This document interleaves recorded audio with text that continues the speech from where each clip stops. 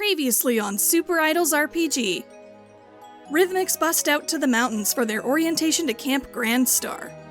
After an uncomfortable bus ride with Sagittaria and some even more uncomfortable tension between Queen Bee and Karen, the group got to meet their camp guide, Connie Shuffle, as well as watch surprise performances by the SuperIdols Maze, Prophetess, and Conduit. As exciting as that was, however, nothing could have prepared our heroes for the true highlight of the morning.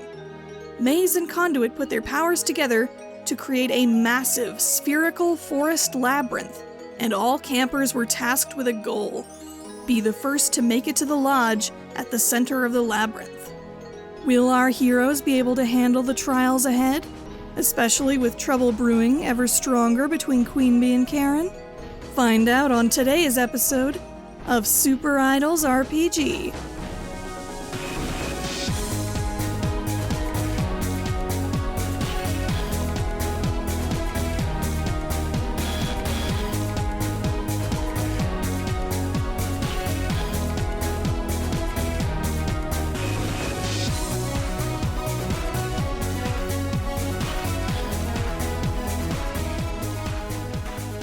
So, I guess at this point, y'all are limbering up, you're doing your stretches, and you are preparing to enter the labyrinth. The literal, very large labyrinth. I probably should say this from the get-go, and he's like, Jaiden's doing this while he's saying this while he's stretching. I am, what my mum calls, I'm not great with directions, so I'm just saying definitely might be the one to get lost, so can I just grab onto someone? Yeah, sure. And I hold his hand. Thank you. Oh yeah, no worries. You hold on to as many hands as you need to there, Elementum. You'll be all good. Don't worry. Thank you. Yeah, don't worry. Everybody's gonna get twisted and turned around plenty in there. I don't think even the people who think they know what they're doing know what they're in for in there, so you'll be in good company. Don't you worry. I wish we had someone who, knew stuff about nature. And I, look at B pointedly. Well, I wouldn't call myself an expert, but I was thinking that maybe we could use my little headers to scout ahead. Yeah, that sounds like a great idea. Good. Oh, and this is going to be great leading into the labyrinth. I've made 2 custom moves just for this camp. Oh my. Oh. You are not playing. The first one we're only going to use once in this entire however long set of episodes this is. The first move is literally enter the labyrinth. When your party first enters the labyrinth at Camp Grand Star, add 2 team to the pool. Trust me, you'll need it. Oh, good. That bumps your total for the moment up to 3 team. Oh, hell yeah. And the second move, as your group steps up the ramp and into the entrance of the labyrinth with Queen Bee's swarm of heathers in tow, that seems like a great first roll of our second move, Trials of the Labyrinth. As your party navigates the labyrinth at Camp Grand Star, each party member will take turns acting as the navigator. And on their turn, the current navigator rolls 2d6 and adds or subtracts from the roll based on the following conditions.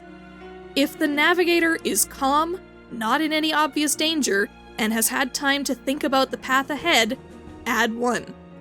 If the navigator has no conditions marked, add 1. If there is a threat or rival in the vicinity, or the navigator is tired or shaken by a previous obstacle, subtract 1. And if the navigator has 3 or more conditions marked, subtract 1.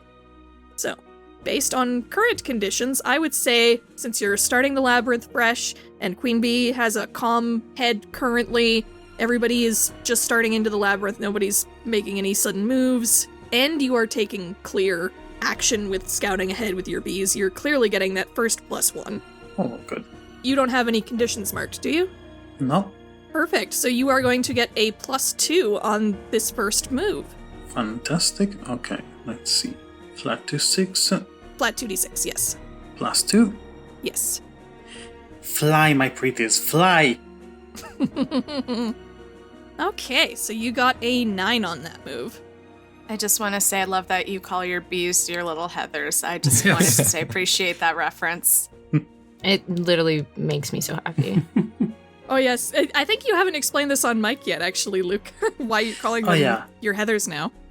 Well, when Queen Bee had her 3 attack bees doing the gig, she had named them after some of the protagonists of Heathers, because it's a musical that Alan has a complicated relationship with. And then the bee headers sacrificed themselves during the heist, so now all the bees are heather. It's partly to honor Heather's sacrifice, and partly because there are always more heathers, as the musical teaches. Anyway, so, for this Trials of the Labyrinth move, on a 10+, the party's next obstacle is one that the navigator is well suited to handle. The navigator chooses any option from the obstacle list and takes +1 forward on their first move against that obstacle. On a 7 to 9, the GM will select 2 possible obstacles from the list, the navigator chooses 1. And on a miss, the GM chooses an obstacle from the list, and the navigator gets -1 on their first move against that obstacle. You got a 9. I am just going to quickly first show you the list of obstacles, because you do get to look at this list. And I will quickly look and see what looks like 2 good options for you. Let's start off relatively simple, how about? I'm going to say your choice is between fairy lights and slumbering woods. I think I'll go with fairy lights. Okay. So your heathers are flying ahead into the labyrinth. You can hear them buzzing around. You can see the way this labyrinth looks, by the way, as you enter it. This is not just like a flat hedge maze type maze. This is a MC Escher style, like stairs going up and down everywhere and weird gravity everywhere type of labyrinth. Oh, I love it so much. So you can see them flying out into like different areas of the maze, and they're getting like messed up by the changes in gravity as they're flying, but they keep together well enough, and they find a clear path ahead of them, and they start to form a path that you all can follow into the labyrinth, looking roughly as straight ahead as you can get in what lies ahead of you. Let's go, straight ahead. Start jogging. Yeah, running. Yeah, Vivi's going to fall back a little bit and try to match pace with Karen. Yeah, no, she's definitely hanging back closer to the back of the group where Connie is, and Connie is making sure to like call out to y'all and make sure that you all stay within sight of them. Karen, are you okay? Did something happen between that was really strange and that looked like that was not okay? It's fine. I might have accidentally said something that that hurt her feelings a little bit. It's kind of personal. It's okay though. I'm sure we'll work it out. I'll talk to her later in private. Oh, okay. Yeah, I won't pry. It's fine if it's personal. Just yeah, it's not great, but it's not anything like super serious. I think it's just yeah. Okay. If it does become an issue, just let me know. I'll do that. Thanks, Vivi. Yeah, of course. And with that, you all venture forward into the forest labyrinth, and you're walking down the path. You go through a few, like, groves lined with trees that bend over each other, forming, like, a tunnel forward. You find yourself walking what you think is a straight path forward, but when you look over the side of the next ridge, you realize that you're actually walking upside down compared to, like, some of the groups below you on another level, and it kind of trips you out a bit, but... You keep moving forward. Whoa. Jade waves at everyone. Every single team we walk past, Jade just like happily waves at them. Yeah, you get some waves back. Not all idols are jerks. Elementum, stop waving at Sagittaria. Oh, I didn't. Okay, I just was trying to be friendly. Okay. Yeah, you've definitely lost track of Sagittaria at this point. They rushed in quite quickly into the labyrinth as quickly as they could. I actually would have thought we would have been running, not walking. Yeah, I would have been sprinting. Oh, yeah. Yeah, so you're all, like, running, but making sure to keep your footing, obviously, because this is still, like, forest floor that you're running through. Mm-hmm. Yeah. With weird gravity. Yeah. And as you run through these curved trees, are starting to, like, form even more of a dark tunnel ahead of you, but there is still some illumination in this area, it seems. Probably one of the members of Maze who has light control powers is keeping the interior of the labyrinth illuminated. But this is different from, like, the rest of the light in the labyrinth. This seems a little more ethereal, so to speak, and the light ahead is flickering and kind of a warm color, and you're starting to see sparkles floating through the trees ahead of you. This looks like a trap. Be careful, everyone. Are there other idol teams around? No, you've found your way into a fairly secluded pathway for the moment. Yeah, these are definitely not fireflies. Yeah, you don't see the main area where all the levels and stairs are. This is just one, like, self-contained path at the moment. Well, I think the only direction we have at the moment is Queen Bee's bees, so we should keep going the way they're leading us. Agreed. Let's go. And then I kind of cautiously step forward, I guess. You continue to follow the bees, and you see that the bees are starting to get closer to some of these lights. You start to notice they look kind of like fireflies, but they're definitely not. They look more like almost ghostly. There's light trails that follow behind them. They're very, again, ethereal looking. And you can see the bees starting to group together with these lights, and they're starting to get distracted by these lights who are starting to lead them off down a different fork of the path ahead of you. Can I try to use my abilities to like see if I can connect to these lights? I don't necessarily think I'm gonna be able to control them, but at least be like, hey, stop. Yeah, sure, your power is light control. I think that's a reasonable thing to try. Mm-hmm. What exactly are you trying to do with your powers? I'm trying to pull all of the lights away from the bees and condense them into one area, like get them to leave the bees alone. Okay. I think that's definitely an unleash your powers. Mm-hmm. Which is just gonna be a flat roll. Yeah, there's just gonna be a flat roll because only the current navigator, which is Queen Bee, would get a +1 in this situation. Cool. Got an 11. Nice. Nice.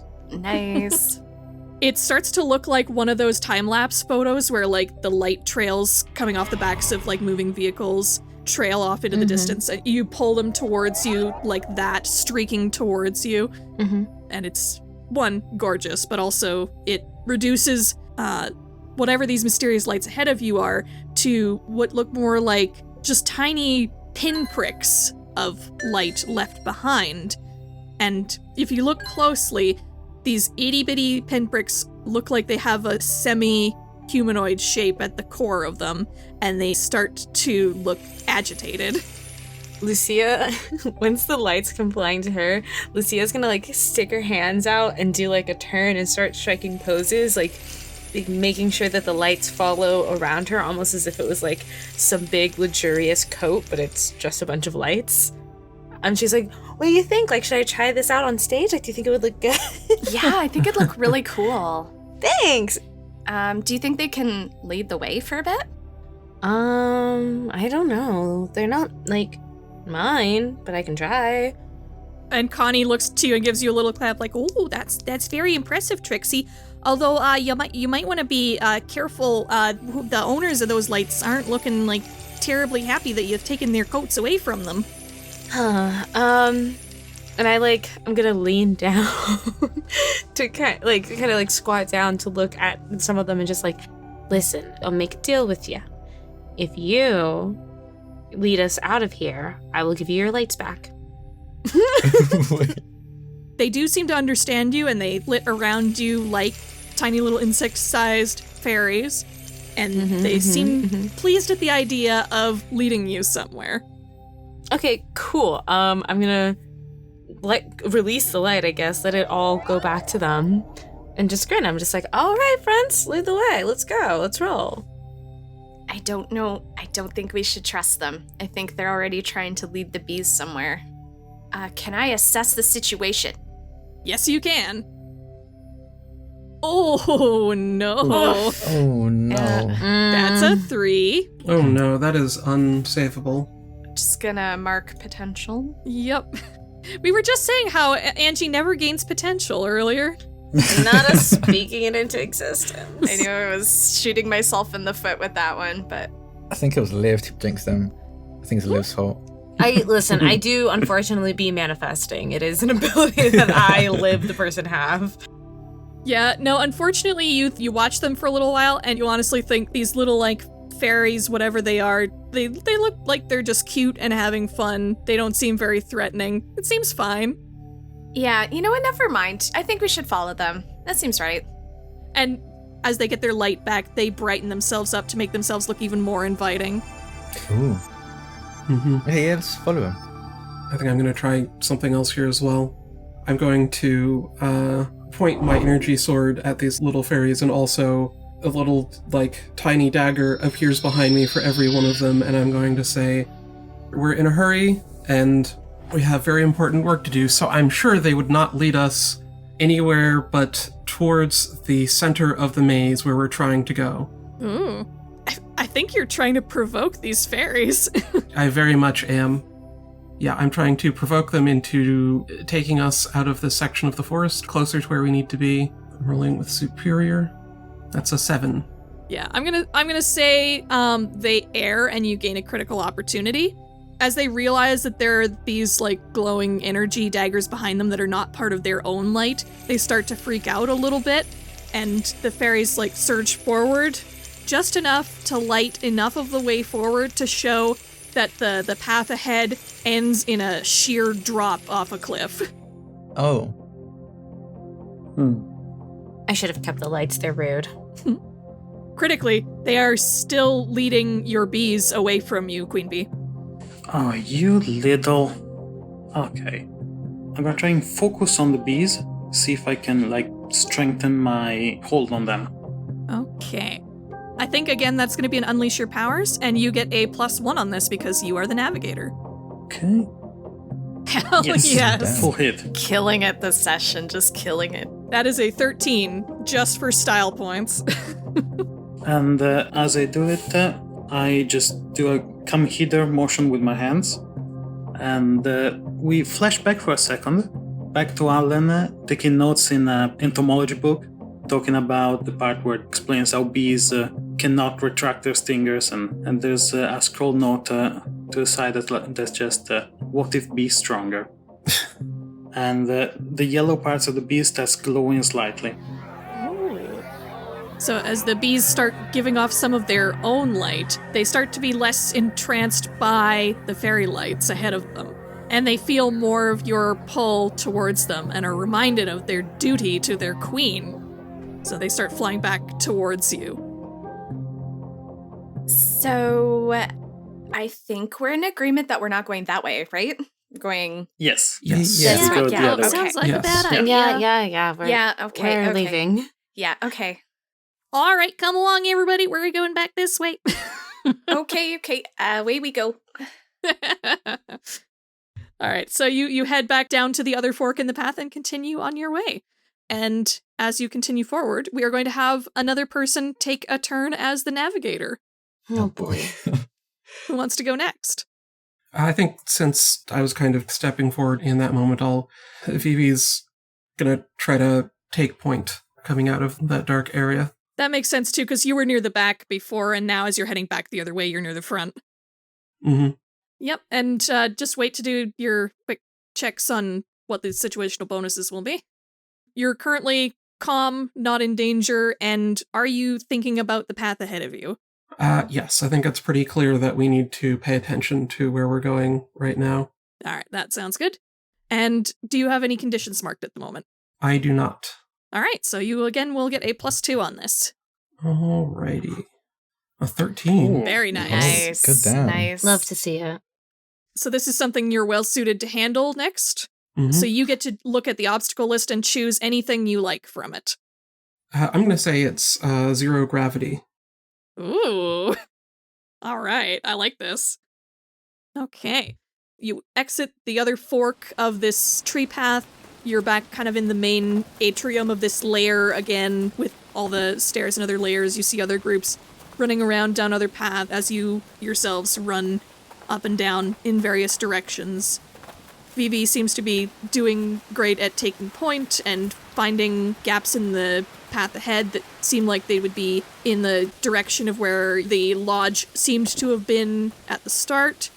And as you continue forward, you reach a point in the path where it seems like you've reached another cliff, but as you get closer to it, you realize that you're starting to lose your footing, and not in the sense that you're falling, but in the sense that you are floating.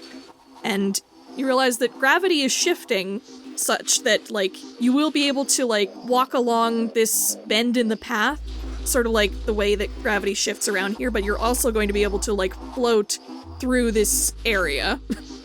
Not the worst. This is pretty fun. Yeah, I'm kind of swimming in the air. Oh, I was kind of hoping that y'all would hit this part of the labyrinth. I heard about this. Connie is, like, swimming through the air. Lucia's doing little flips as she's swimming. Yeah. I'm still holding Elementum's hand, though. Yeah. So we're, like, twirling. Yeah. You definitely want to make sure you don't float away from each other, though. They call to you as you're all having fun. Yeah, Vivi is looking around. She's in serious mode. She's trying to figure out, if we can move in any direction here, what's the best way to move forward toward our goal. And then she says, I'm going to try something, and I'm not sure how well it's going to work, but everyone brace yourselves. I just, like, hang on to Jaiden. Oh, bracing. And Karen crosses her arms against her chest. I'm going to use my Doom Sign Infinite Powers. Oh. And I'm going to attempt to do what I did by accident before, but I'm going to try to do it on purpose and control my ribbons on my outfit. Okay. So Infinite Powers says, mark your Doom track to use an ability from any playbook one time. I'm going to call this ability Signature Weapon, which is on, I think, the Scion. But the intent here is to have ribbons slide out from Vivi's costume and grab onto everyone so that we're all connected together. Oh, that's very smart. And then she's going to shove off of the ground in one direction, pull everyone with her so that we stay together. I love it. This is great. Yeah, definitely do that, yeah. And you definitely do get your +1 on this. All right, I'm pretty sure that's unleashing my powers. Yes. Yeah, it's to, when you unleash your powers to overcome an obstacle, reshape your environment, or extend your senses. Certainly an obstacle. That's a 10. Ooh, yeah. And the +1 took it up to the full hit. All right, well, that absolutely works then. Your ribbons come flying out from your costume as expected, and before anyone can float off too far in any one direction by accident, you manage to, like, grab everybody with the ends of the ribbons and bring them all closer together. Where do you see the ribbons linking up? I think they're all coming off of Vivi's waist. Like we're in a leash chain. Yeah. So you have, like, this spider of people around you. Yeah. And then I launch off in the direction that I see as being most, the best way to get towards our goal, as far as I can tell. Yeah, you see a nice, solid-looking pathway ahead that is in roughly the direction you want to go. And I think as we get closer, the gravity starts to kick in again, and we start to fall, and Vivi reaches up and takes the ribbon off of her hat and snaps it out like a whip and pulls us onto the cliff. Oh, that's so cool. All right, yeah, no, that's great. So you all managed to, like, whip forward and land safely on the opposite cliffside. And then, with a completely straight face, she says, oh, good, there we go, nobody died. Perfect. Doing good so far. Yeah, that was a real smart idea there, Violence. That I'm really proud of you. That was smart thinking and smart power usage. That's what I like to see. Thanks. You're so great. Thanks. I like to reward good work when I see it. Oh, well, Thanks, Vivi. of course, and thank you, Connie. Alrighty. Who wants to roll the next navigator roll? I can. We're on a cliff, right? Yep. Cool. Yeah, I will roll the next roll. 1 minute, I'm just pulling up all these moves again. Yeah, and this doesn't have to be that you're literally leading the party or taking points, just that, like, you're the one who's determining what's going to come up next. But also, if Lucia wants to take points, she absolutely can. I do want to take points. That's the funny thing, but I can't think of any reason like why she would right now. I think it's just the calm, not in any obvious danger situation. Maybe you're very impressed with what Vivi was doing and you end up near the front of the group with her. Yeah, that's true. I definitely probably ran over when I was like, oh, thanks, like, because I was sick. Yeah, also, I think it might be that Lucia is the only one that realizes that, oh good, nobody died was, a very serious thing. yeah, was not entirely sarcastic. Yeah. She pats you on the shoulder. But no, seriously, she like kind of, gives you a little check like, yeah, see, you did it. And then she's gonna fearlessly lead the group or something like that. I got a 7. You don't have any conditions marked right now, right? Oh, yeah, no, I forgot to add that. So yeah, I guess it's an 8. Yeah, and you're not, like, shaken by that experience because nobody died, I'm guessing. Yeah, exactly. Yeah, so you got a 7 on that roll, and with the +2, that'll still be a 7 and 9. So I will quickly find some possible obstacles for you. Oh, boy. Okay. I just saw one. I'm not going to name it, but... There's a couple on there that are like, yeah. There's some I almost said just to find out what they were. I keep reading Sagittaria as Sangarita for some reason. What? Wait, what? I don't know. Oh, Fire Guys and Firebird look really fun. Stop it. Stop it. Stop it. What did I say at the beginning of this? You're not allowed to burn down the forest. I'm clearly not going to be one burning it down if there's already Firebirds around. No, you can't shift blame like that. It's just a circle of life, you know? No. Okay. Oh, God, there's so many good options. Why did I give myself so many good options? That must be so hard for you. It is. You know what? I am going to give you either Firebird or Flower Power. Flower Power makes me scared because it makes you think of like that scene in Wizard of Oz. That's what makes me think of. Yeah, I think the exact same thing. Yeah. Yeah, where I was just going to fall asleep. You know what? Firebird. We can fight fire with fire. Let's go. All right. Yes. Stop it. Yeah. So you're not going to get a +1 on this, but at least you know kind of what you're getting into. Yep. All right. So you make your way further ahead down this path. You're venturing further into the maze. I'm going to say more time is passing at this point. You're making your way through general difficult forest terrain, but nothing terribly remarkable for a while. And you occasionally see other idols in different parts of the maze, but you haven't really encountered anyone directly for a while, just because it's such a large maze. But eventually, you do finally end up on the same path as someone else.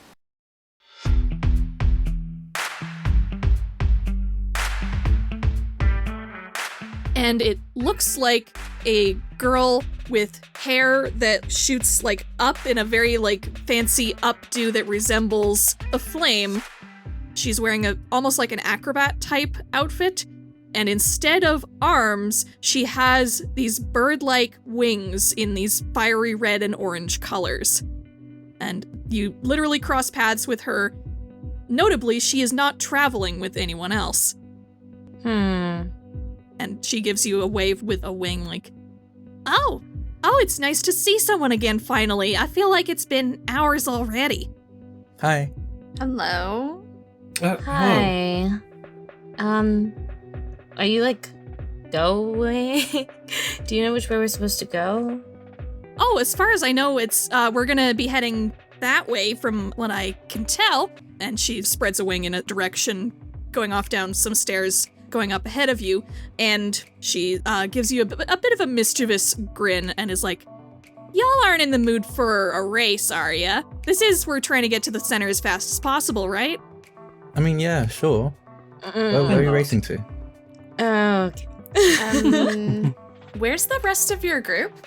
Yeah. Don't worry about it. Ready, set, go! And she rushes ahead, and her wings literally fire up like Phoenix Fire wings, and she surges ahead of you and flies off up the stairs ahead.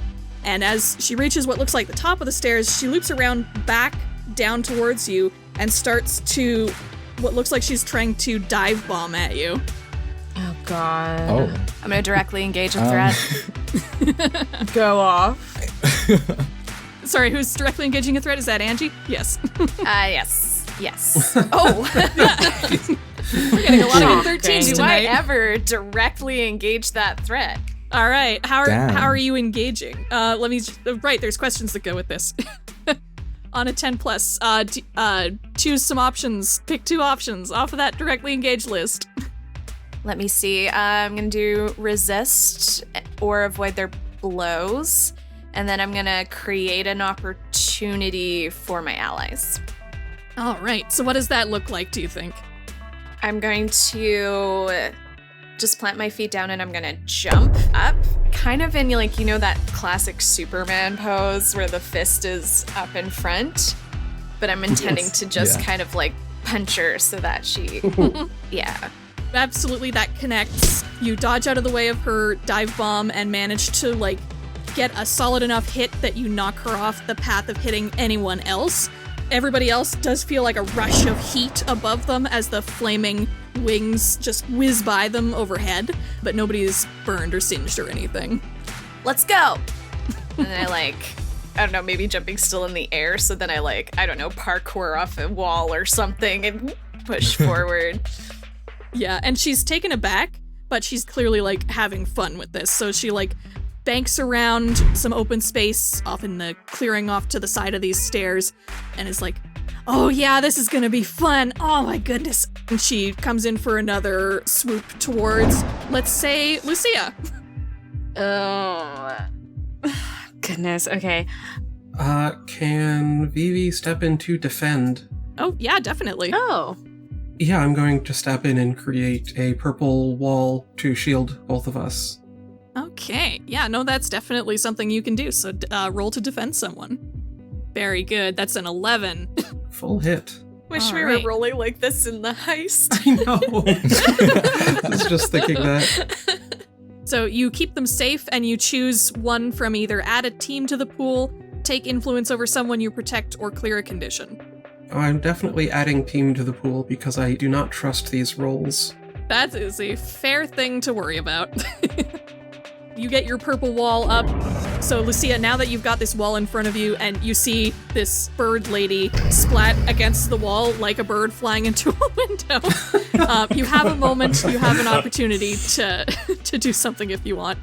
Yes, I am going to... I mean, my abilities aren't very, like, I don't know. She's more of a caster, less of a tank of a fighter. So I'm going to push forward from behind the wall and essentially, like, try to tackle them onto the ground.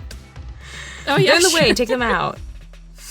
Yeah, you could probably even, like, push the wall itself to, like, push it down on top of them. Ooh, yeah. I'm gonna do that. All right. That's gonna be a directly engage, I think? Yeah, sounds like it. Yeah. Okay, cool. It's a 9. All right. So on a 9, you get to pick one from the directly engaged threat list. I want to... I don't know if she's an idol. So I'm gonna try to take something from her to see if that would help. Sure, what do you think you'd be taking? She has very little obvious, like, gear on her, which is also weird for someone who's supposedly on a camping trip. Right. Do the counselors have, like, any sort of, like, badges or anything? Because I want to try to take something like that. I want to try to take something that will help me identify her if she has that on her at all. Yeah, actually, as you, like, restrain her with the wall on top of her, keeping the wings, like, flat on the ground, you are close to the heat from the wings, so you are going to take a condition as you get too close to the fire, so you can pick a condition for that. But you see, like, a lanyard poking out from underneath her leotard, and you're able to yank that off over her head. And you can see a badge with her name and picture, and her name is listed as her idol name. It's Fire Brita. Her name is Brita, and her idol name is Fire Brita. She is your age, but she is marked as staff of Camp Brandstar. I think I'm gonna take angry because this just felt like a whole waste of time, and I'm just gonna, like, I'm gonna look at it, just be like, you work here! And I throw it on the ground. I turn back to the rest of the group. Let's go. It's my job to test you. God, let me up. It's Dav. Let's go, everyone. Oh, I can't believe she works here. Come on. Come on, everyone. Just you wait. I will be avenged. As you hear, as you leave her behind in the distance. Yeah, whatever. Bye. There will be others. It was nice meeting you. As Valerie passes by, she just looks down and says, well, I guess we passed. And you catch Connie waving to her as you leave, and you hear her say, like, we'll see you at the staff table later. Oh, that's cute. Yeah, they're just doing their jobs. They are. They're doing their best. They are. But you still wasted my time. But tell her, like, the monologue at the end was really cool. Just, I really felt like she was going to avenge us. So if she is going to avenge us later, like, it's totally believable. Just so you know. Oh, that's great. I'll be sure to pass that on. Good feedback. Give her 5 stars.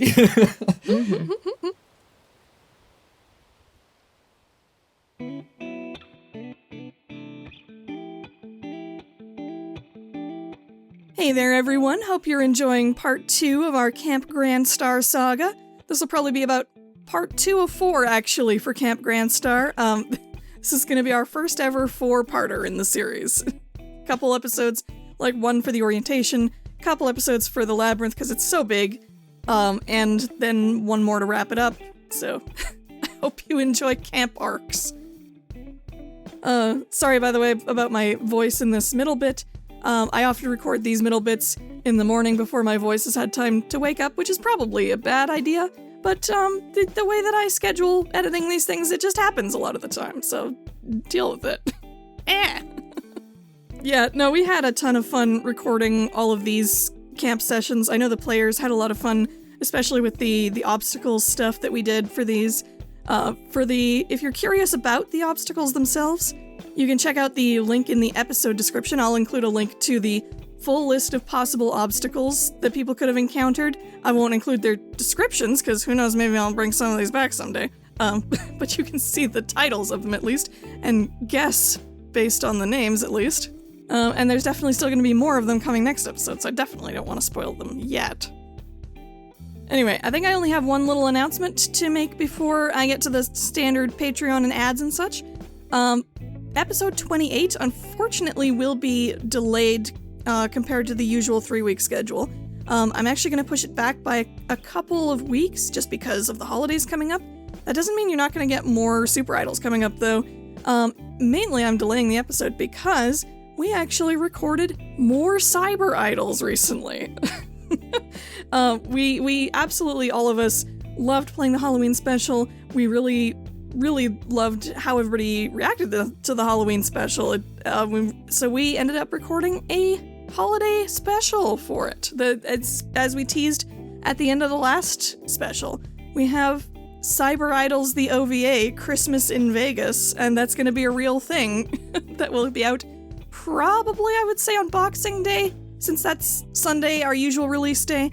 But if it takes a little longer, that'll be because, well, holidays being what they are.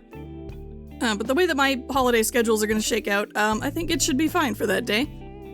So you look forward to that as a lovely little holiday present for everybody. So there you go. But yes, the regular show will probably be back, like, not long after the new year. Probably, like, 2 weeks after the release of SuperIdols, I want to say.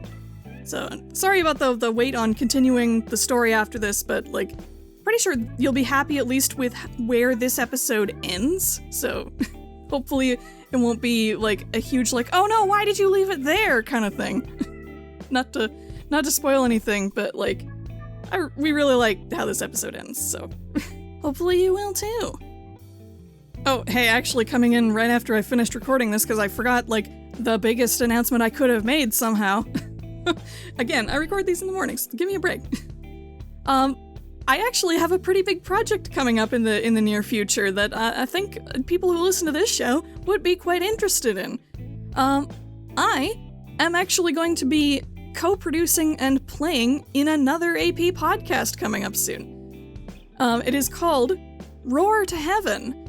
It's GM'd by Kat from the award-winning Be Gay Roll Dice podcast, Sword of Symphonies, and it is based on anime like Neon Genesis Evangelion and Symphogear. Symphogear, I would hope, would be of interest to people who listen to this show, because it is very magical girl idol combined with mecha, which is extremely cool. And that's precisely the reason why Kat asked me to be on the show. But yeah, we are actually going to be kickstarting this project coming up very soon, because we do actually want to be able to make sure we have enough funds to pay Kathleen, who is going to be editing for us, hopefully maybe even making custom music for us, depending on how much the Kickstarter gets. And we'd also like to be able to pay for transcriptions, which Luca would be doing for us. And we would like to pay the cast as well, if we can swing that as well. So yeah, the Kickstarter for that will be starting, I believe, December 6th is when that Kickstarter will be launching. We'll be funding for a 13-episode first season, both for, like, budgetary reasons to make sure that we don't have to, like, fund too much for a show like this, but also just because, like, a show like Symphogear especially fits nicely into, like, nice tight arcs, and we want the structure of the show to mirror, like, the structure of an actual anime season. So 13 episodes makes sense for that reason. If you have not seen Symphogear or Evangelion, weirdly, I don't know. Lots of people haven't seen Evangelion. I shouldn't assume that's a weird thing. Anyway, if you haven't seen series like those, basically the story of that will be along the lines of a group of teens working for a futuristic military organization fighting against literal angels from heaven who have come to massacre humanity. It's very attack and dethrone God type of stuff. So again, very cool. And the game we are playing actually is designed by Kat themselves. The game is called Blazing Hymn. It's a game based on the Lumen system, which is a rules-light, combat-oriented system that balances itself between really dynamic anime-style combat sections and mundane sections where the characters can, like, actually interact and build their relationships on the side as well. So I think that's gonna blend itself pretty well to the structure of the season we have planned out. So yeah, if that sounds interesting to you, you should definitely keep an eye on the Roar to Heaven Twitter. That is just twitter.com/roartoheaven. And if you're interested in backing it on Kickstarter, I will link that in the description so that you can wait for it before it starts and just access it after it starts, depending on when you listen to this. And we really hope we can get a good amount of support for that because, again, we really want to make sure that everybody on the show gets fairly compensated. I would love to be able to fairly compensate more people for the work that they do on SuperIdols, which is why I hope that you'll support us on the Patreon as well. So why don't I cut back to what I recorded earlier, and I'll talk about the Patreon, how about, right now. Anyway, that aside, as always, you should definitely check us out over on Patreon. That's patreon.com/ErynCerise. If you support that $1 or more per month, you get extra audio like before and after session talk for various episodes.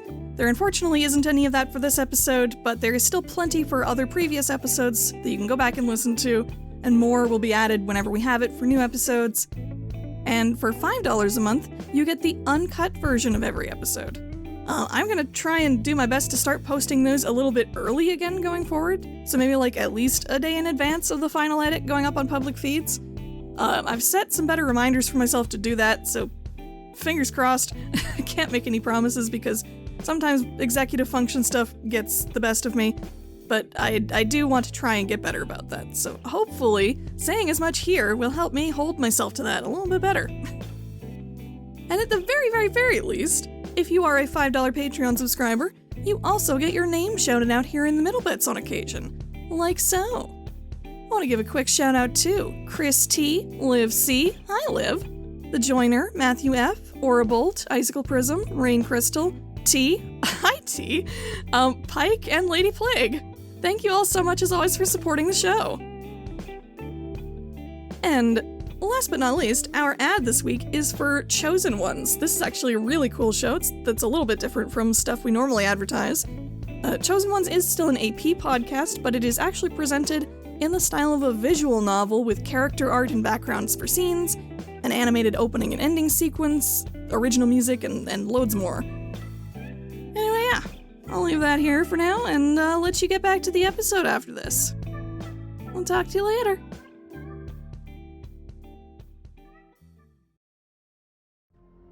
Well, hello there, young adventurer. I've been waiting for you. We've met before, don't you remember? No worries. I'm quite forgetful myself. The other Sparks are waiting for you. Aviath, Shuey, Theo, and Brandy. They've had such wonderful tales to tell. A truly marvelous story. I wonder which one of them will be the chosen one. Perhaps none of them will. Perhaps it will be you. The morning's coming soon. I have to leave now. Will I see you again? I sure hope so. Is a story really a story if there's no one to tell it to? Well, goodbye for now, adventurer. Chosen Ones is a visual novel-style D&D podcast on YouTube that releases every Thursday at 1 p.m. CST. Find us on Twitter at Chosen Ones D&D. Come adventure with us. Let's see, who hasn't gone yet? I haven't. All right. Yeah, I don't think Bane Raven has either. Sure. Well, let's go with Jaiden, since Drak spoke up first. Okay, I think I only get a +1 because I do have a condition. Ooh. So you just got out of a dangerous situation, but not, like, terribly dangerous. Like, clearly the situation deflated at the end a bit. Yeah. But you do have... How many conditions do you have marked? 1. Oh, that's not going to be a -1. Don't worry about that. But you won't get the I didn't think +1. it was -1, but I just didn't think it's going to... Yeah, the +1. Yeah, you just won't get the +1 for that. Let's see. So you're not in any obvious danger, and you have a moment to think about your path ahead. So you'll get +1 at least. Yeah. Let's see if that matters with my luck. No, it didn't. Oh, what is it with masks and your rolls? Hell yeah, I'm just going to keep leveling up. I don't understand this. This is like favoritism at this point because I just got a 13. No, it's you It's literally all were good. like, I'm gonna follow this stereotype of a character, and Mask was like, Yeah. yeah, you are. Bet. No. Okay, yeah, so no, on a miss, I get to choose your next obstacle, and you get a -1 on your first move against that obstacle. Awesome. Okay, oh dear. I'm going to give you rising rock columns. So at least it's something that Jaiden might have a chance of success with, but you are still going to get a -1 to it. We'll say your -1 is coming from the fact that, like, the situation you just came out of wasn't, like, super dangerous, but it was still, like, more excitement than you've had in the last couple of ones. Yeah. I believe in you, Elementum. This way. You go up these stairs and you trek further into the layers of the labyrinth. The trees start to thin out in the area that you're in now, and you're starting to reach a rockier area of the labyrinth. And there start to be these, like, formations in the rocks ahead that at first look like just boulders, but then you realize they're starting to become more like columns, and at their highest, they start to look almost like spears jutting up out of the ground, and they're starting to really hamper your ability to get anywhere because they're starting to get, like, thicker and, like, more covering the terrain. Your last turn to a different direction was a while back, so you'd have to travel quite a ways back to get away from this area. Oh, can I see, like, a clear path of, like, a clear destination? It's just hard to get there. Yeah, it is hard to get there. You can see there is another, like, entrance to another, like, straight path up at the top of where these columns are at their highest peaks. These are rocks, so I want to see if I can shape them to make handholds for us to, like, climb up if we need to get higher up. Yeah, I think that's very reasonable. So you would be rolling Unleash Your Powers again for that. Yeah. Oh boy. And Connie gives you a squeeze on your shoulder, like, I believe in you, Elementum. This is your area. Okay, I'm gonna do my best. It's a -1, right, for this roll? Yep. Okay, that was pretty good. All right, yeah, you got an 8. 8. On a 7 to 9, we can either mark a condition or the GM will let you know how the effect is unstable or temporary. Which would you prefer? I'm gonna mark a condition. Sure. What are you choosing to mark? Insecure. Yeah, I think that's fair. Because this is like, you're in the spotlight, this is clearly an Elementum job, and there's a lot of pressure on you right now. And like everyone else did so amazingly, and you just need to do the same as well. He can't disappoint everyone. Aww. Poor. But yeah, describe what you're doing with these rock columns.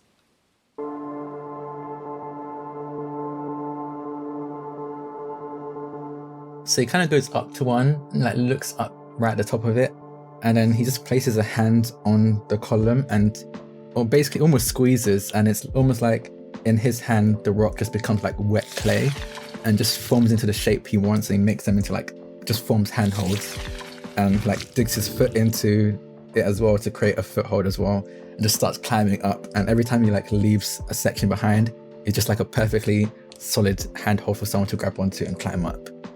Oh, that's a great idea there, Jaiden. All right. And Connie takes her like powers bracelet and does like a fairly novel thing with it. Like she activates the bubble function of it, like the shield function, to act as like a cushion if you should fall. Okay. We climb. I'm not going to make Jaiden roll to get up the rest of here because this is part of your mixed success. You'll get up there fine. For other people climbing, how are you? I might need to you all to make some rolls. Can I quickly roll for burn? Oh yeah, sure. Just in case. And I will give people +1 because they have your handholds. Awesome. Okay, well let's hope I don't get a ridiculous amount of conditions for this, because okay. Oh, nice. That's perfect. Yeah. Exactly. All right, good. So you get all 3 of your burn and no conditions.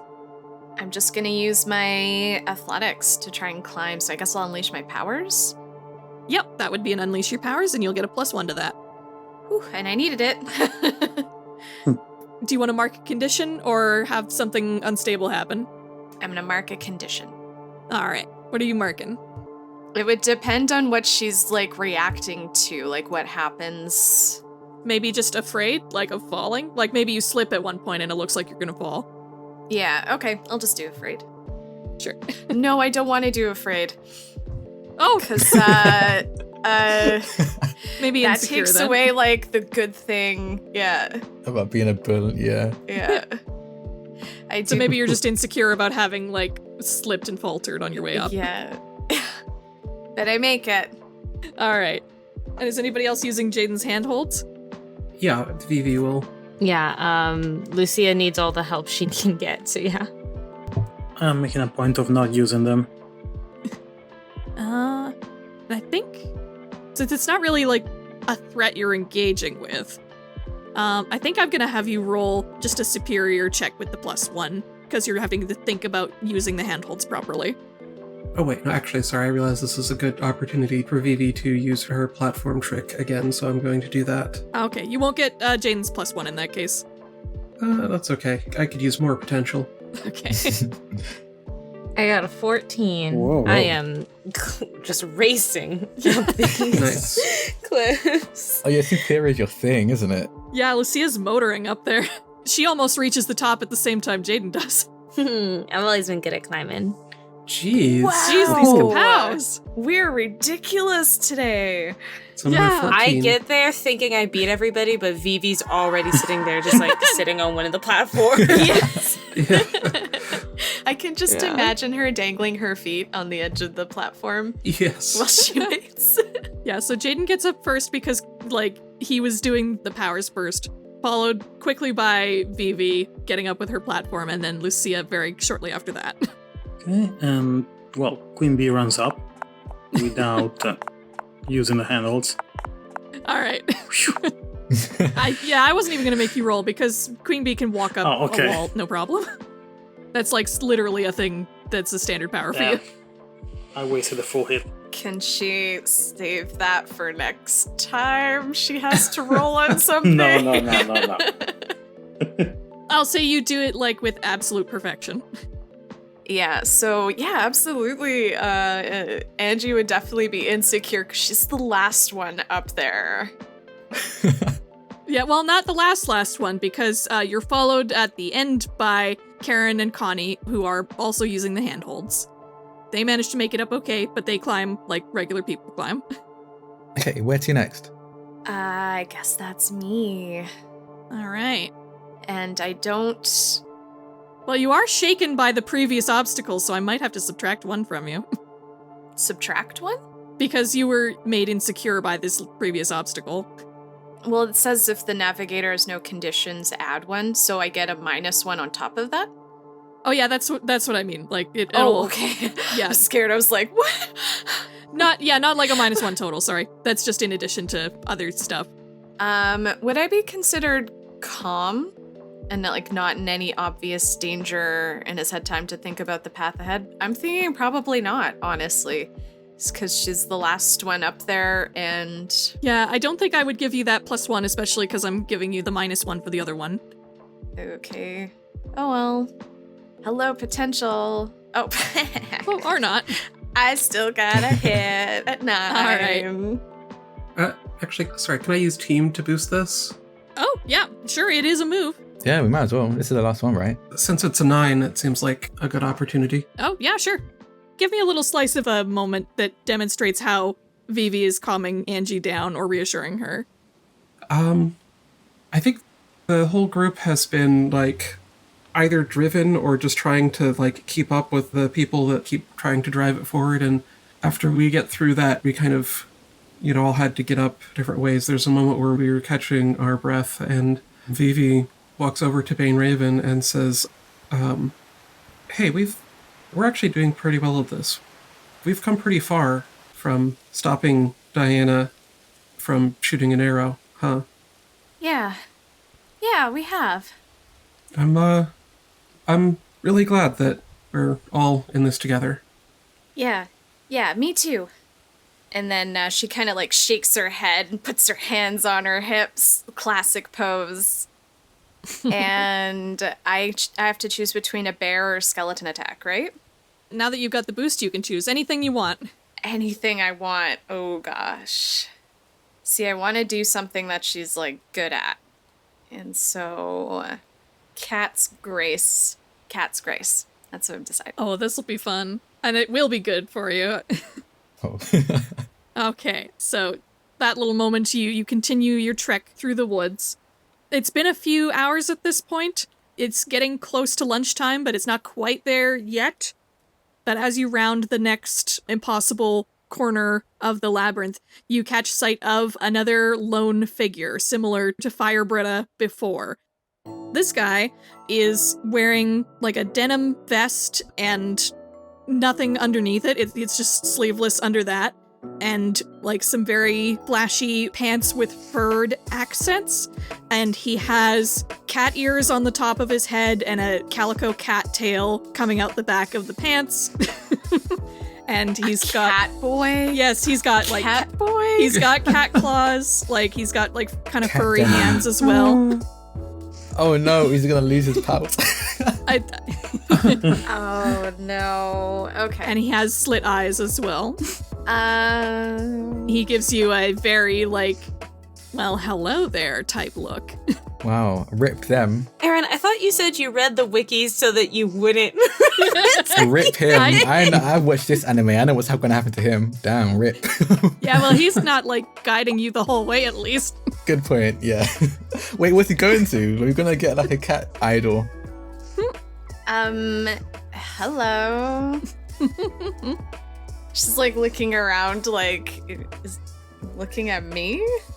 You look like you have a dancer's body, don't you? And he walks towards you, that very sensual kind of cat-like grace.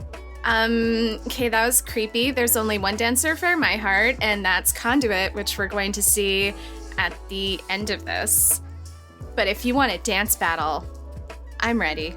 I'm game. I mean, absolutely fair. Conduit is a major dream. But yeah, I mean, everybody's nodding. Yeah. yeah. Everybody nod, or Vivi certainly nods.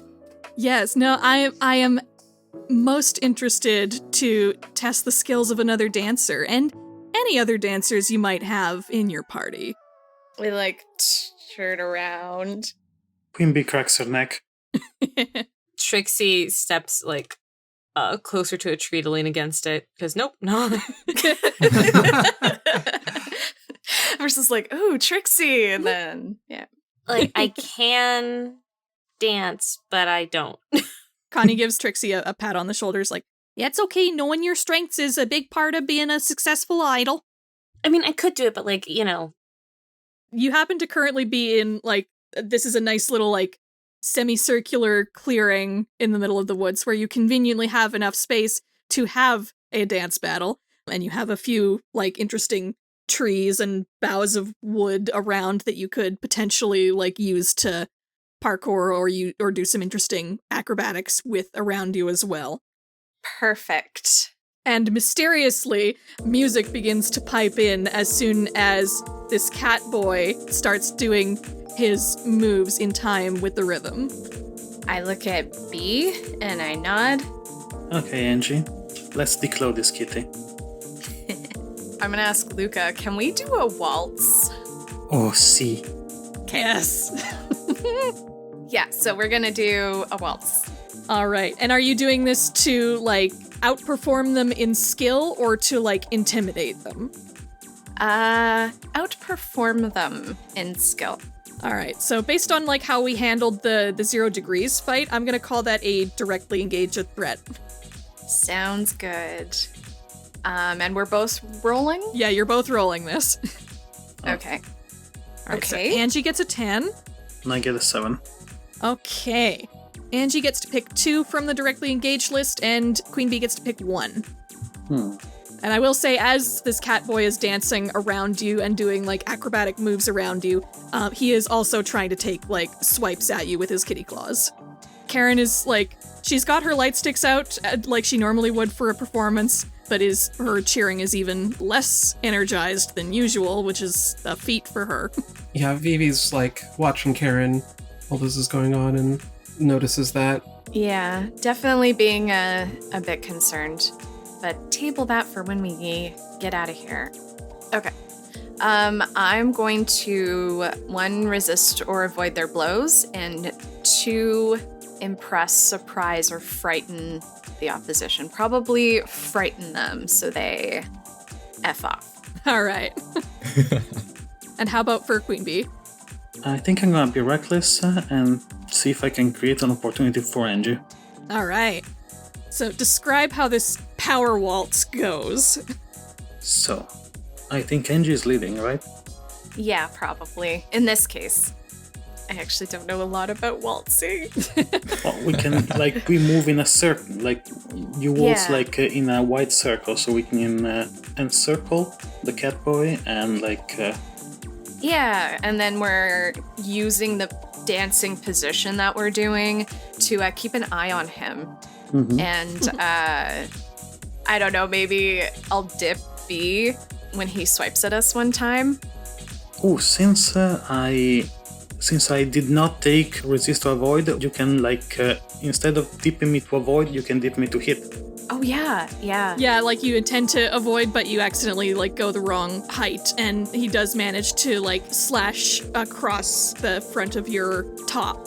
And then I'm gonna do, like, a turn back side kick to get him in the side, Yes. to get him off It's us. intentional. Oh, I see what you mean. Like, let Queen Bee Yeah. get hit in order to, like, get an opportunity on him? Yes, I gotcha. Yeah, that makes sense. I'm the bait. All right, you do that. I will ask you to mark a condition to represent the hit. I'm gonna mark angry. So he gets, like, this flash in his slit cat eyes as he gets what he thinks is a good hit in, and goes to do his next move, but then...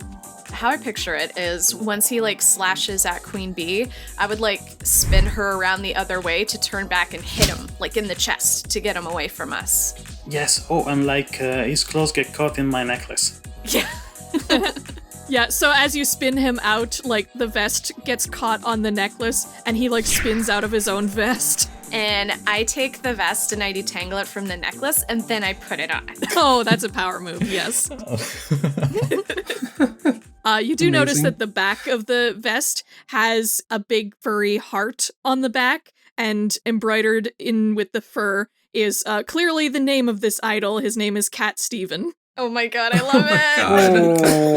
Oh. Thanks, Steve. And then I'll be like, come on, everyone. I think we're done here. Hopefully. My shirt. I do have to admit, the superior dancers. Yes. And he very, disgruntledly waves you off with a clawed hand. I do like a little flourishy bow as everybody else is just walking by to leave the dance area. And then I give him his vest back. Connie leaves him a little bag of trail mix as you leave. All right, come on, everyone. Gotta be close to getting done.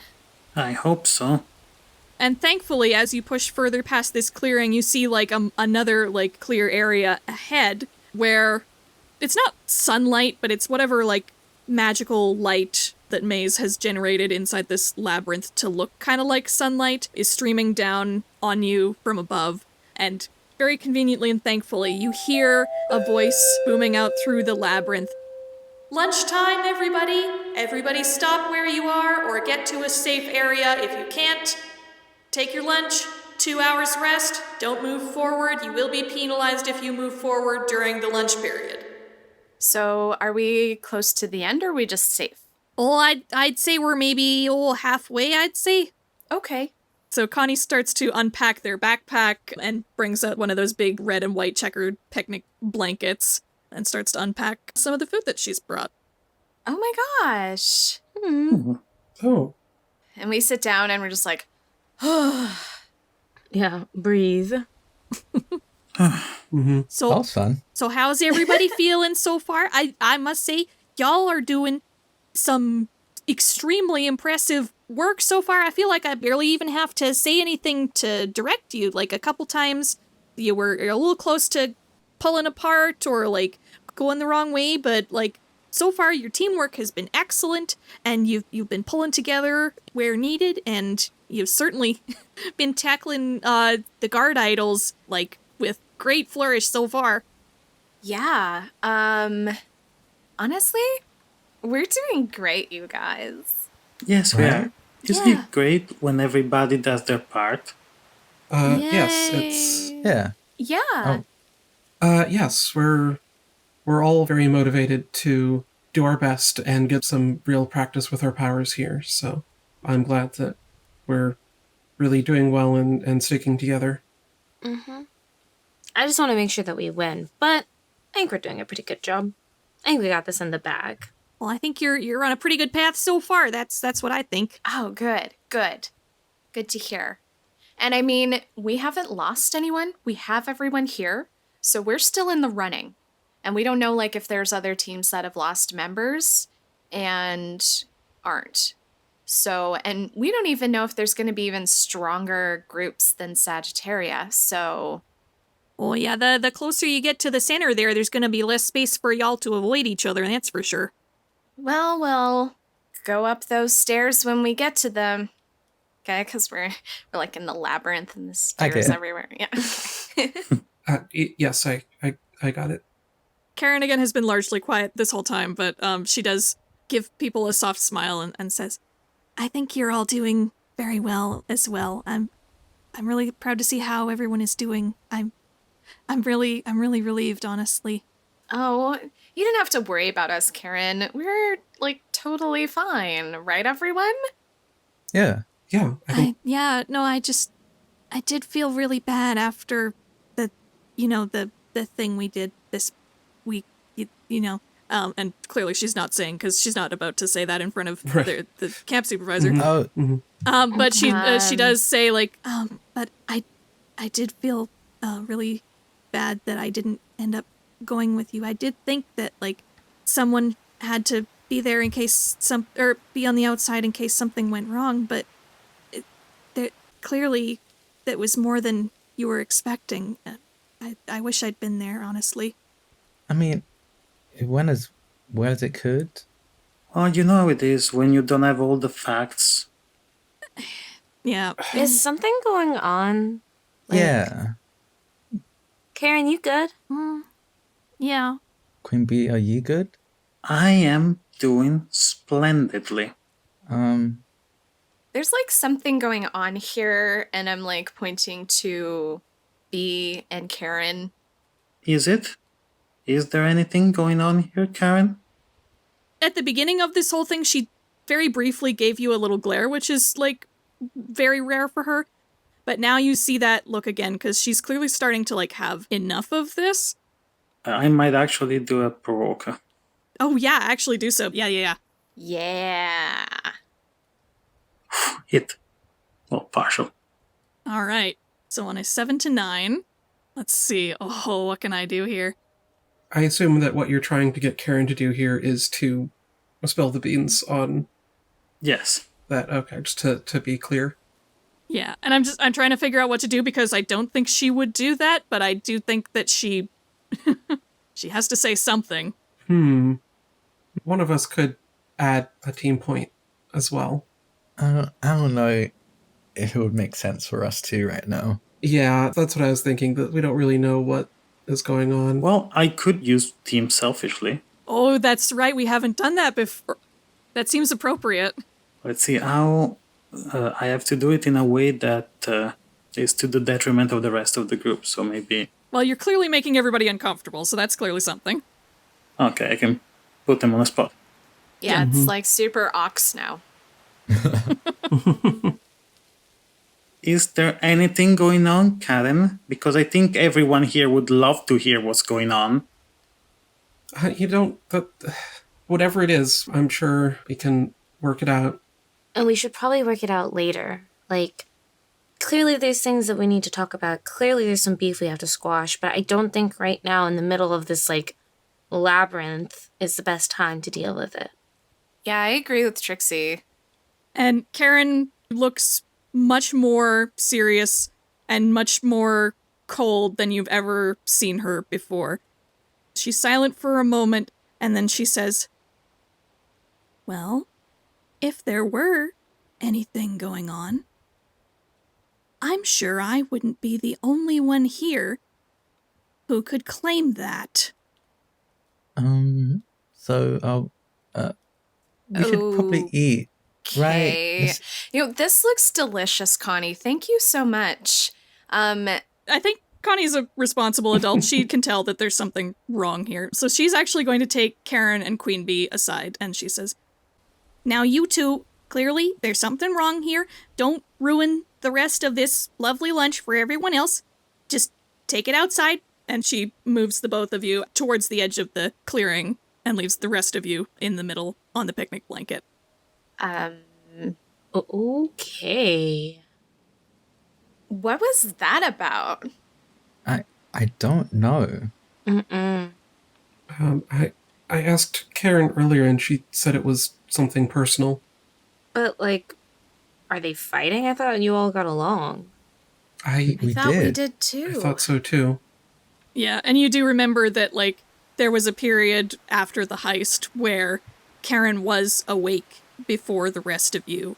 And she didn't tell you that Queen Bee had stopped by, but you did wonder what might have happened that morning. I guess they had a fight, but Trixie would just shrug and start, like digging into whatever food they have, like ripping open bag. Yeah. Oh, you've also got your good snacks you can bust out. Oh, yeah, totally. Yes. I'm saving those, though. We have all of our camping gear with us, too? Yeah, you have your backpacks. Okay. Yeah, I'm gonna pull out some cheesies. But Lucia just kind of shrugs and is just like, but, I mean, it's like when my siblings are fighting, like, there's nothing I can do about it. It's between them. They gotta figure it out, and when they're done, then we carry on. I think it'll work out. Yeah, I hope so. Okay, if you think so. I don't want this affecting the competition, and it seems like, I don't know, since the heist, B hasn't been in the game. You know what I mean? Mm-hmm. It's like there's something distracting going on, and... I mean, we gotta squash it, but... Yeah. Just couldn't they wait until, like, at least the labyrinth part was over? Oh, well, Exactly. whatever. I guess we just... and I just stuff my mouth full of cheesies. Chew angrily. Yeah, so you all anxiously eat snacks and lunch together as off to the side, Queen Bee, Karen, and Connie are off near the trees. And Connie plants the two of you facing each other behind a tree where it's hard for people to hear. And they say, "All right, you two, start talking. why are you fighting? Just stone silence from the both of them. Yeah, I'm just staring Karen straight in the eyes. And Connie sighs. If it's private, I can step away for a sec, but you both have to promise me that you are actually going to talk to each other, work something out. We can't continue with this kind of energy going on, all right? I'll move away. All right, here I go. And she moves out of hearing range, but she is, like, in sight line of you still. Here I go. I'm leaving now. I'm walking away. Yeah. So, did you actually think I was gonna pretend that never happened? No, but I didn't think you were going to be such...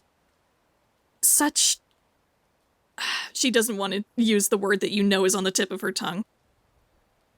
Really? I mean, I am a bee. That you are.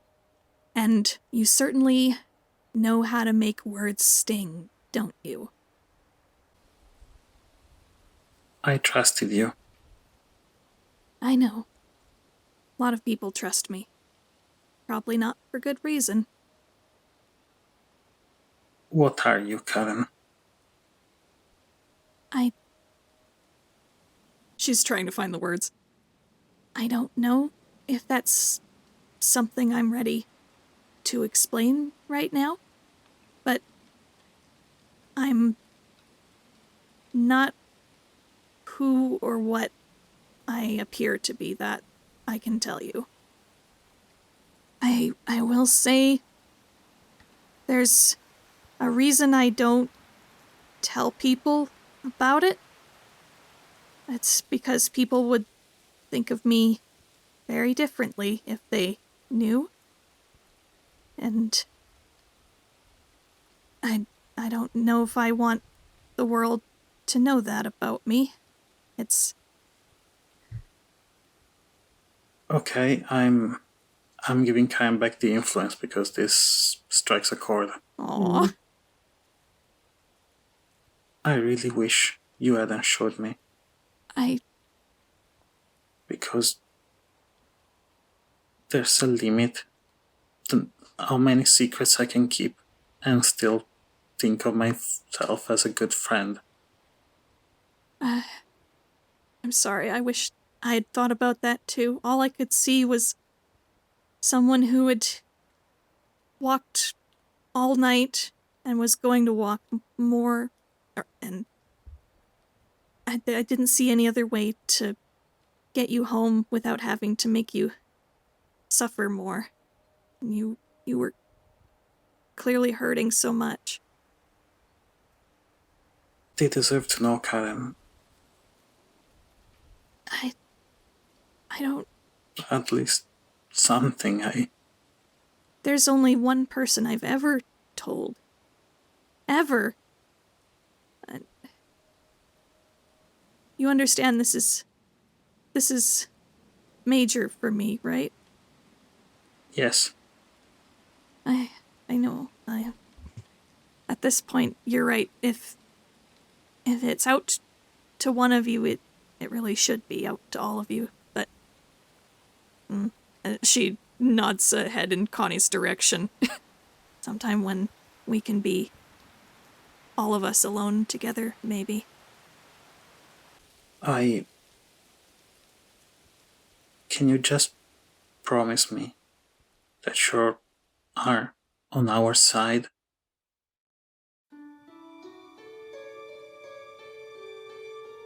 She's had her head bowed while you've been speaking, and she looks up to you. Her eyes are starting to get moist with tears and a little red. And she gives you a warmer smile at this point, and she says, "That I can tell you without hesitation. I've never not been on your side." I'm marking guilty, and I reach my hand out. She reaches and takes it. I don't want to know anything more until you're ready to tell everyone. Can you do that? I appreciate that. Thank you. And I will tell them. Maybe I'll tell the whole story. Maybe I won't. I'll see how I feel, but I'll give you all something. That much I'll guarantee. When you're ready. Thank you. And she turns her head and signals to Connie with a nod that the talk has happened. And Connie brings you back to the rest of the group. You want some cheesies? Karen grins. All of the ones you can give me, please. I just hand her the bag. She stuffs her hand in there, takes a big handful, and starts crunching. Does anybody have chocolate? I pull out a bag of the, like, gas station cupcakes, and I, like, toss them over. I owe you one. Technically, yes. This is part of my inventory, so I will be cashing in on that later. Jaiden is just pulling out his lunchbox of healthy snacks. No, he's got the apple slices, got oranges in there as well. Probably got trail mix somewhere as well. I think Jen packed him a really healthy lunch, despite his complaints. And Connie brought you some really nice sandwiches too. Vivi did not bring any special snacks of her own, so she's just eating the sandwiches. Oh no, that one too. Can I'm gonna try a thing. Just Oh yeah. Oh, I think I know what you're gonna do. please. Yes. Yes. So that was an Unleash Your Powers that just got rolled, and it just got rolled out of 10. Queen Bee, describe what you're doing. So I'm gonna have a stream of bees come down, and they start swirling around at the center of the picnic table. And when they're done, they just form like a tiny dust devil. And when they're done, there's a honeycomb. Okay. That is fantastic. That's super cool. Thank you. That's amazing, actually. I'm just feeling better, you know? I agree. It's good to air out bad feelings. Lucia gives Angie a look, because, like, see? Told you. You just gotta talk it out. Yeah, Vivi visibly relaxes at seeing that exchange. Yeah, Yeah, definitely. so is Jaiden. We're all a little more relaxed. Okay. Okay, I've got a question above game before I do. Yeah, sure. Because I have an idea. I saw a burn. I haven't got to use it. They disappear next session, right? Oh no! Well, I'll call this a continuation of the current session when we meet again next time, so you can keep them. Okay, in that case, never mind. I'm gonna keep it. I was like, if I'm gonna lose them, I'll just use all of them now. But no, I'll keep them. Yeah. Well, if you want to do something cool anyway, I might just let you do it if you have a cool idea. Well, Jaiden's gonna look down at his sliced apple pieces, and then up at Lucia's nice array of snacks, and just be like, if I traded you something good, can I have some? Jaiden. Look at my kingdom. Look at everything I have in this bag. Now look at you. What you got for me? Okay, wait. What's your favorite color? She points to the glasses that I think are like, I don't know, perched on your head and just pink. Okay. And he's gonna reach down and grab a pile of dirt in his hands, squeeze it into the palm of his hand, and I was going to use Construct, which is spend one burn to create any object with your powers and make like a rose gold like gem in my hand. You know, I'm gonna give you a special one-time only GM pass for that. You can do that without using your burn because it's a cool session ender. Yes, so he's gonna grab some dirt and just squeeze it in his hand really, really tight, and then kind of like without revealing it yet, kind of blow into it to get some of like the excess dirt off. And when he opens his hand, there's like a gem, probably the side of his palm, that is rose gold and like translucent, I'd say. Well, rose gold is a metal, so you're probably thinking of like a pink crystal or something like that. Yeah, pink or crystal. Like it's not diamond. actual rose gold, but yeah. Rose quartz. Oh, yeah, rose quartz. Rose quartz, yeah. Lucia Trixie lives to be unimpressed by everybody that she comes into contact with until proven otherwise. She is thoroughly amazed. Like, I think her jaw is just like hanging open, and she wordlessly reaches into the bag, grabs like a package of powdered donuts and puts it in your hands. Thank you. And he doesn't even like seem like he cares much for the gem. He just immediately puts it in your hand and just starts chowing down on the donuts. Just sitting there happily kicking his legs back and forth. And I think this is where we pan over the expanse of the rest of the labyrinth ahead, and on screen is a "to be continued" sign. And then the theme music comes in. Da-na-na-na, na-na-na-na.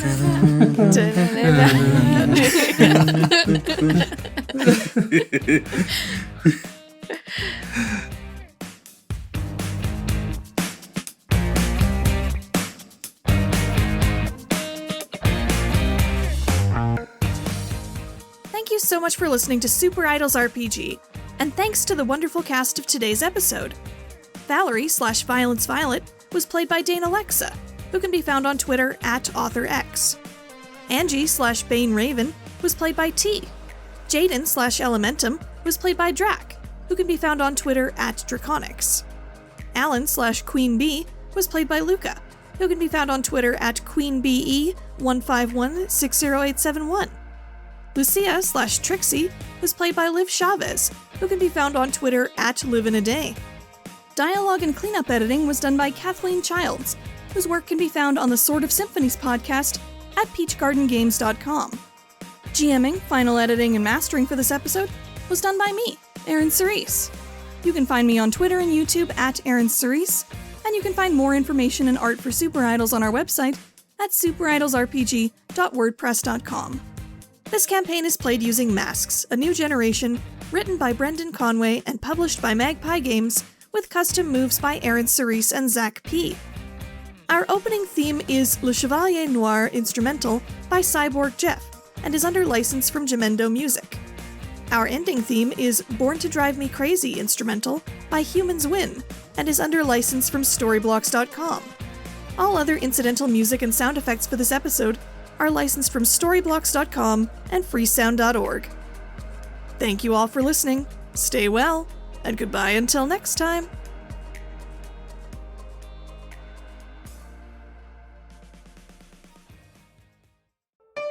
Be gay. Roll dice. An LGBTQIA actual play podcast network.